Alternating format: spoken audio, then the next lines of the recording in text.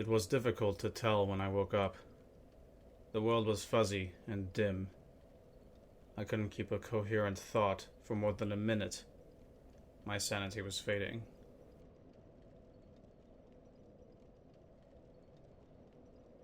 Not yet. I won't go out like some feeble ember. I trudged away from the bonfire. Hollows attacked me as I left the room. I could barely do more than swing my sword around to fend them off. 2 hollows were all it took to scathe me. It was hopeless. Demons were one thing, but a dragon? It wasn't even the size. It's that damnable fire breathing. Not to mention this beast could fly. It had every advantage. I had to make hope, though, wherever it might be. After scraping through the horde of hollows, I was once again facing the back of the merciless Black Knight. It was not at all necessary to fight him, but I was desperate for a triumph. This wasn't petty revenge. It was survival. Looking for anything to give me an edge, there was that odd gold substance I found in that chest before fighting the bull demon. Upon examining it, it felt godly in origin. It was like lightning in my hand, as if someone had forged sunlight into an electrifying weapon. I applied the substance to my sword, forced some spirit to ignite in my chest, and I prepared for another encounter.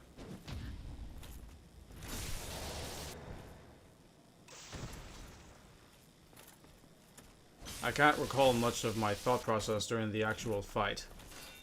All I can say is that I grew more confident as it progressed.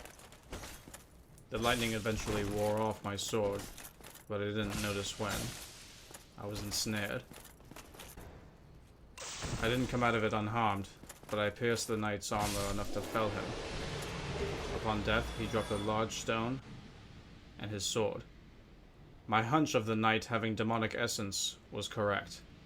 Holding his sword, I could feel that it was a bane of demons. Unfortunately, it fit oddly in my hand, and I couldn't wield it properly. I would have to save it for another time, should I be stronger. As I approached the bridge, a thought occurred to me. What if the bonfires didn't only affect me? I knew I was undead, and that I would have a permanent death should I turn hollow. But I didn't understand what exactly it meant to be undead. What if that bull demon on the bridge was also resurrected?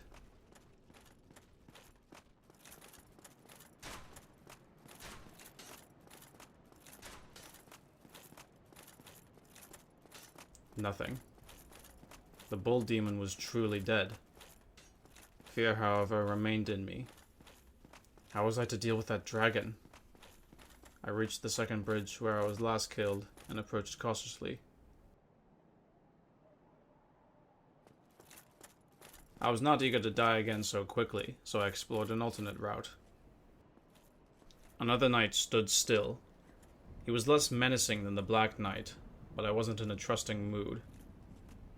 My shield up, I approached. Ah, hello. You don't look hollow, far from it. I am Solaire of Astora, an adherent of the Lord of Sunlight. Now that I am undead, I have come to this great land, the birthplace of Lord Gwyn, to seek my very own son. Do you find that strange? Well, you should. No need to hide your reaction. I get that look all the time. He was at least friendly, but very peculiar. Rather than heed the hollows or the dragon on the bridge, this man, Solaire, was content staring at the sun on this balcony. The way I see it, our fates appear to be intertwined. In a land brimming with hollows, could that really be mere chance? So what do you say? Why not help one another on this lonely journey? My chest tightened with pride at the prospect of being assisted, This pleases me greatly. but I had nearly gone hollow from my most recent death. I decided to hear him out. We are amidst strange beings in a strange land. The flow of time itself is convoluted, with heroes centuries old phasing in and out. The very fabric wavers. He proceeded to and speak in relations riddles. shift. What I managed to gather There's no is that I telling could how much summon longer him your in world spirit and mine form will in remain a time of in need using the But soapstone we he gave me. to summon one another Very in odd spirit, magic indeed. cross the gaps between the worlds, and engage in jolly cooperation. Of course, we are not the only ones engaged in this, but I am a warrior of the sun. Spot my summon signature easily by its brilliant aura. If you miss it, you must be blind.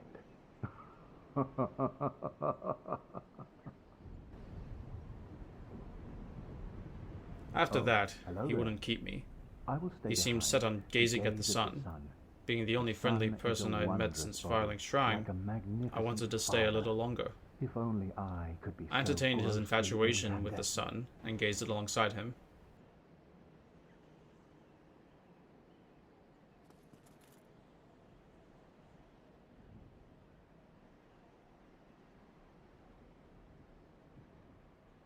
The view was gorgeous, without question, but I couldn't look to the light without fear of going blind. I said farewell, for I didn't last very long. The dragon was still perched above where the bonfire was, but I could see some side areas where I could hide from his breath, one of which had a set of stairs. I made it to the stairs without aggravating it, but I doubt I could get much closer.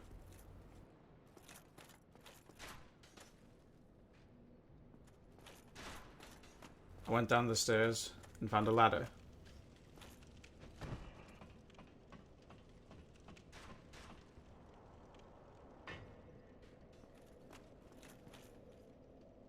Magnificent.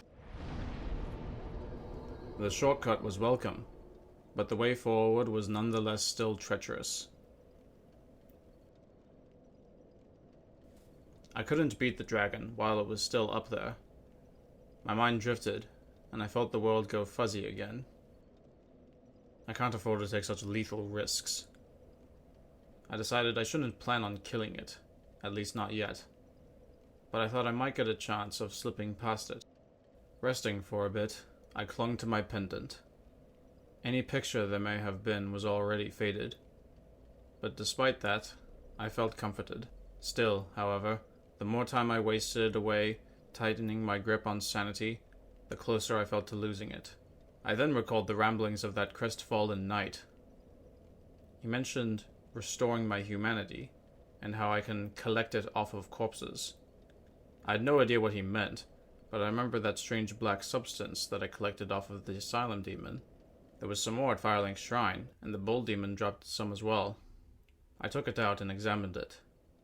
It seemed to react to the bonfire. Instinct guided me, and suddenly,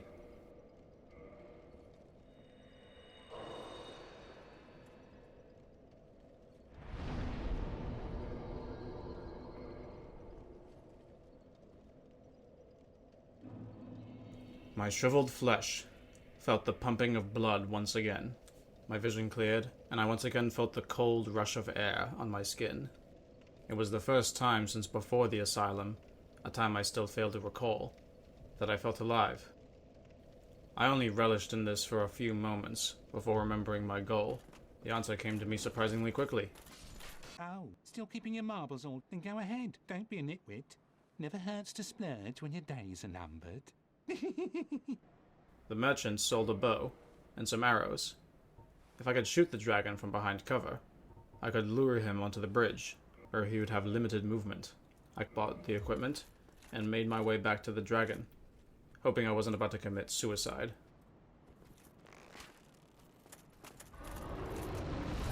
As I fled from the dragon, I found a sword on the ground and picked it up out of instinct. It was a great sword, a claymore to be precise. My broadsword's edge was getting chipped and dulled by now, and the Black Knight sword was still unwieldy to me, so an upgrade was quite welcome.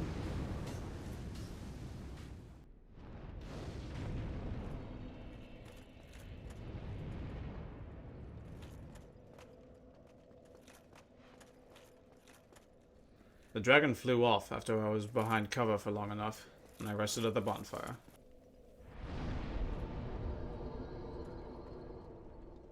I noticed a tower, and ascended it so that I could get a good view of the area before traversing.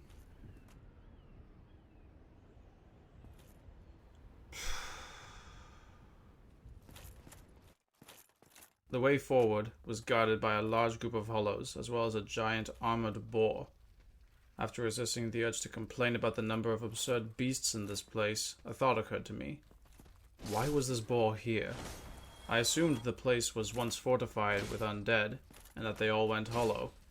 Or perhaps the majority of the hollows were once adventurers like myself, who failed on their search for purpose.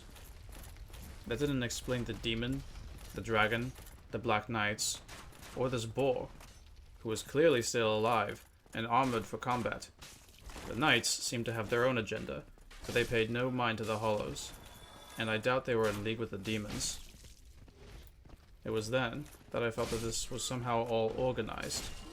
These hollows, being mindless, were perhaps being shepherded to this place in order to fortify it. After killing the surrounding hollows, there was nothing else but to confront the beast. It was heavily armored, so I wasn't fond of my chances simply slicing through it. Its frantic charges led me to believe it could be tricked.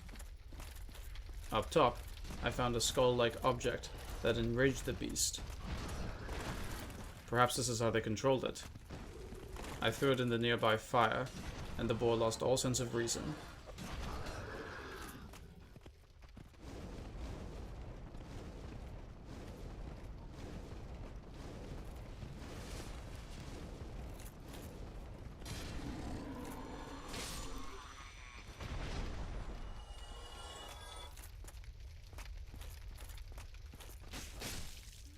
The large gate in front of me was locked, but there were a set of stairs that went down underneath. This area wasn't too dangerous. There were just a plethora of weak hollows here. I found a key, went up a ladder, and found that I was indeed progressing.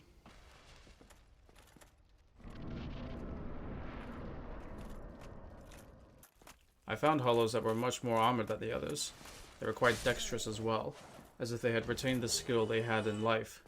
My new sword made quick work of them nonetheless. I wound up on the other side of the gate, allowing me to open it. There was some more gear strewn about as well.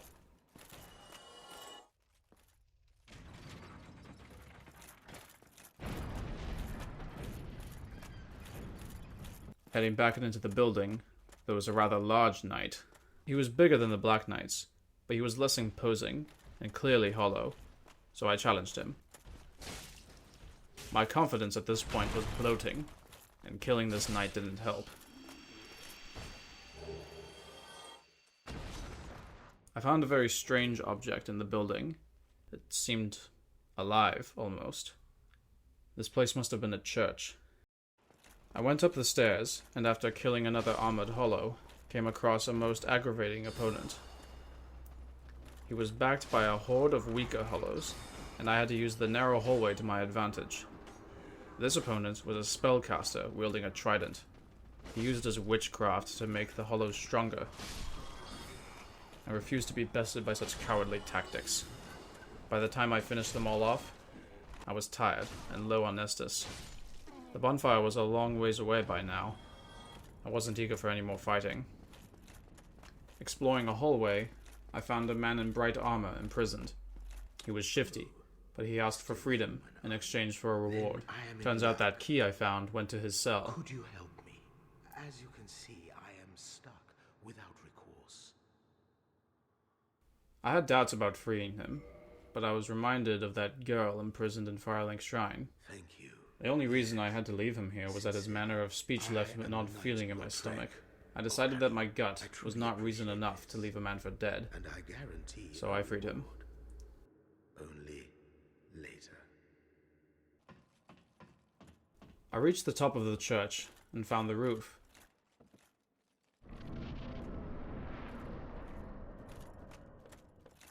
The Bell of Awakening. I finally reached it. The first one, at least.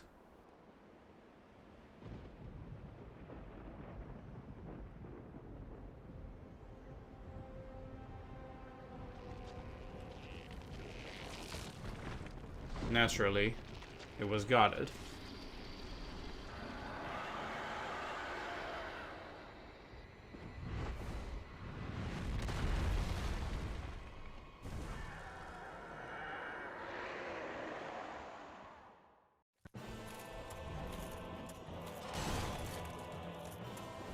gargoyle's movements were quite unpredictable.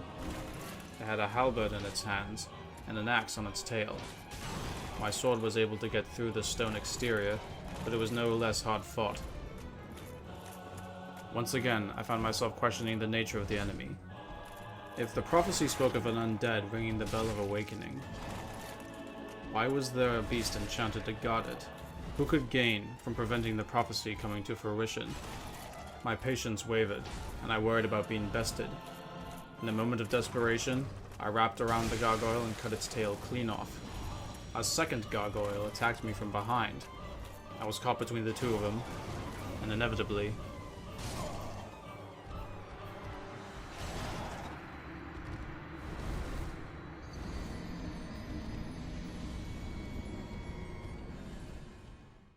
I woke up in a daze, and my body was shriveled once again. Luckily, I had reached this next bonfire, so I attempted to push forward for the sake of my sanity. Upon entering the church from the front entrance, I was surrounded from all sides.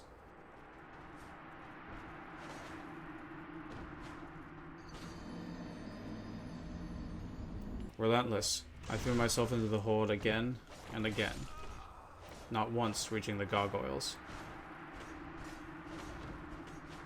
It was too much. I even challenged the Black Knight with a monster of a sword. Another foolish mistake. By the time I decided to try the side entrance to the church like I had the first time, my mind was wandering. Frustration ebbed and flowed. I fought through the hollows on the side entrance, and I looked at the stairs with dread. There were more hollows above me to reach the gargoyles. How am I to take on two beasts like that at once? If I were to die again, I was sure I couldn't make the journey. I eventually noticed a lift right next to the stairs. My inhibitions low, I felt an instinctual pull towards it. As I descended, I questioned my actions severely. Here I was, in the heart of Lordran, a place brimming with demons, mindless undead, dragons, beasts of all kind, and here I was, on the brink of insanity, going down a lift to who knows where. This looks familiar.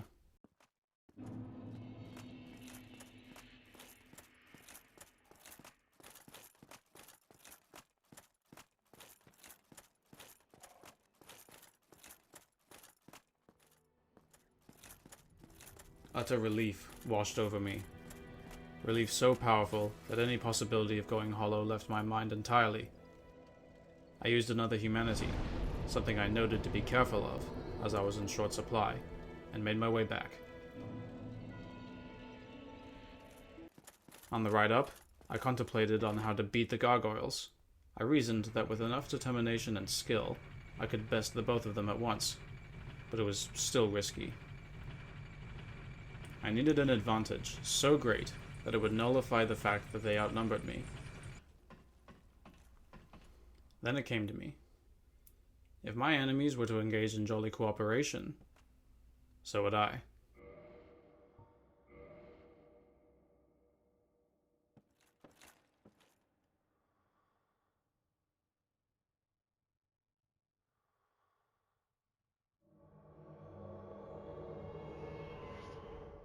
With the combined efforts of me and Solaire, warrior of the sun, the gargoyles were no match. We made quick work of the first one barely before the second one even set foot on the roof. Solaire's power and skill amazed me. The swings of his sword were decisive. Then, all preconceived notions of him being a fool left me when I saw him perform a miracle. I was astonished at such power, and with my desire to become stronger was inebriating. With the final strike of my sword, the second gargoyle was felled.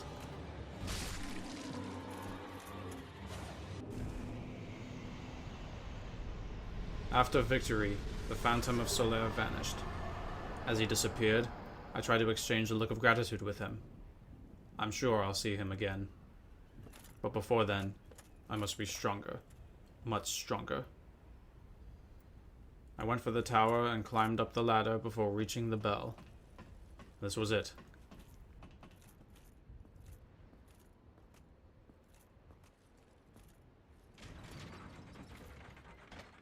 With each ring of the bell, a strengthening realization struck me.